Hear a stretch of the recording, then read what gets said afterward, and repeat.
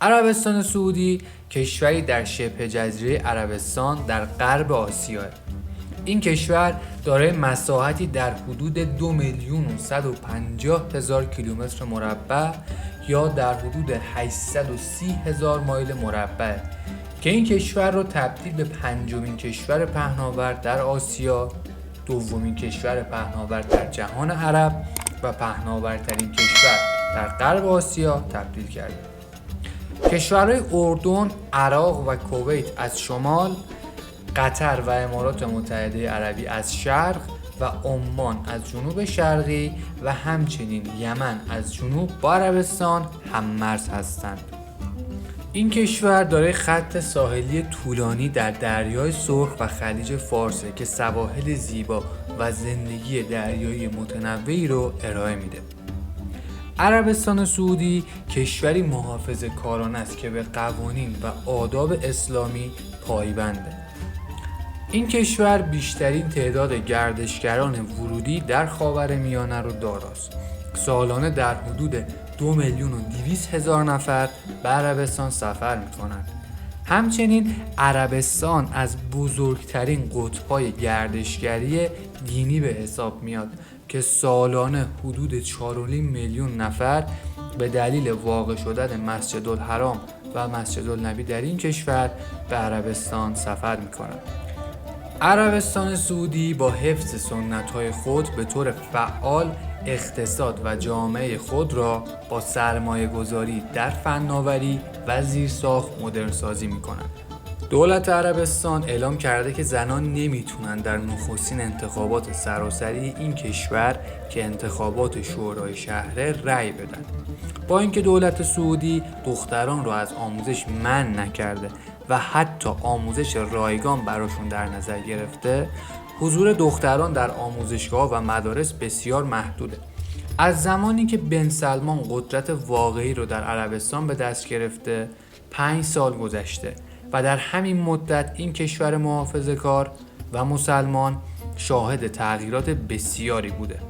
محمد بن سلمان در 21 ژوئن 2017 رسما ولیعهد عربستان شد. بن سلمان در همان روزهای نخستین برنامه گسترده‌ای از تغییرات اقتصادی رو برای خارج کردن کشور از وابستگی به نفت اجرایی کرد. در سال 2018 این کشور برای تأمین کسری بودجه‌اش 5% مالیات بر ارزش افزوده رو اعمال کرد. محمد بن سلمان همچنین اصلاحات اجتماعی را آغاز کرد. زنان مجاز به رانندگی شدند. تماشای رویدادهای ورزشی و فرهنگی با حضور تماشاگران زن و مرد در کنار یکدیگر مجاز شد. اما با این حال زنان سعودی تا حد زیادی تحت سرپرستی مردان باقی موندند و حکومت سرکوب علیه فمینیست‌ها شدت بخشیده شد.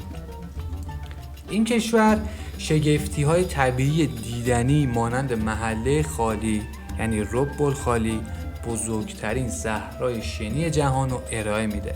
چیزی که در این کشور پیدا نمی‌کنید رودخونه است.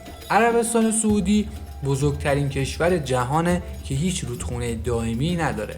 در عوض وادی یا دره‌های متعددی داره که بستر رودخانه‌هایی هستن که به طور دائم یا به طور متناوب خشک میمونن.